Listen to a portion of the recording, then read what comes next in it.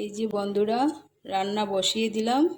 আজকে আমি কড়াই পনির বানাবো। এই যে আমি পনিরগুলোকে আগে বয়েল করে নিলাম। আজকে পনিরটা ভাজবো না, ঠিক আছে। কড়াই বসিয়ে দিলাম, কড়াই গরম হয়ে গেছে। সরষের তেল দিয়ে বানাবো এটা। একটু তেলটা একটু বেশি লাগবে, কড়াই পনিরেতে না একটু তেল বেশি লাগে, ঘিও লাগবে, বাটারও লাগবে। ঘি বাটার পরে দেব। 100 লঙ্কা দিয়ে দিলাম। শুকনো লঙ্কা দিয়ে শুকনো লঙ্কাটা একটু ভাজা হয়ে যাক। একটুখানি জিরা দিয়ে দেবো। জিরাটা ভাজা হয়ে গেলে আর মশলাটা যে আমি পরে বলছি, সব কিছু দিয়ে দিয়েছি একসঙ্গে। এই যে সব মশলা একসঙ্গে দিয়ে দিয়েছি।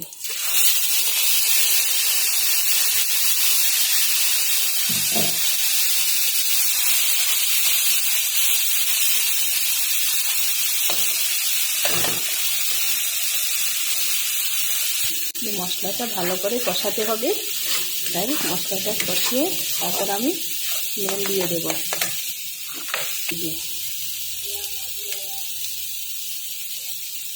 লাগবে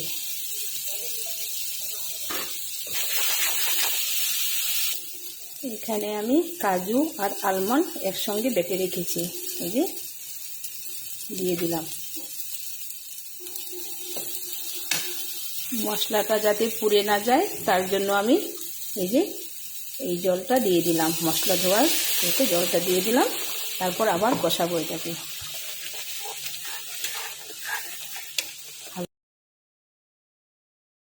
দেবো এটা কষানো হয়ে গেছে। এখন আমি পনিরগুলো দিয়ে দেবো। পনিরগুলো সব একসঙ্গে দিয়ে দিলাম, ঠিক আছে।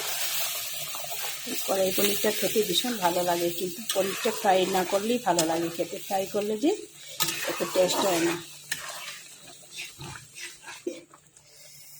এই যে এটা আমি কেশরি মেথিটা দেব লাস্টে, আর ঘি বাটার একসঙ্গে করে রেখেছি দিয়ে দেব।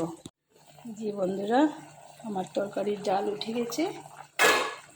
এখন আমি এটাতে ঘি দিয়ে দেব, আর ঘি বাটার একসঙ্গে দিয়ে দিয়েছি। বাটারটা গলে গরম গরম পড়েছে না, তাই বাটারটা গলে গেছে। আর ঘিও দিয়ে দিলাম একসঙ্গে, বেশি দেয়নি, অল্পখানি দিয়েছি। আর এখানটায় কেশরি মেথিটা হাত দিয়ে একটু করে রেখেছি, দিয়ে দিলাম। এই তো হয়ে গেল আমার কড়াই পনির। আর একটু গ্রেভি গ্রেভি টাইপ হবে, তখন নামিয়ে দেব। ঢাকা দিয়ে রেখে দেবো। এখন যে বন্ধুরা হয়েই গেছে। এখন আমি চিরা কাঁচা লঙ্কাগুলো দিয়ে দেব। শেষ, রান্না কমপ্লিট। ঢাকা দিয়ে রাখলে না একটু পরে আবার ঘন হয়ে যাবে, মাখা মাখা টাইপ হয়ে যাবে। এখন দেখতে লাগছে তো, কিন্তু একটু পরেই ঘন হয়ে যাবে। এটা পোলাও টোলাও রুটি সব কিছুতেই ভালো যায়, ভীষণ ভালো লাগে খেতে। ঠিক আছে বন্ধুরা, তাহলে এখানটায় রেখে দিলাম।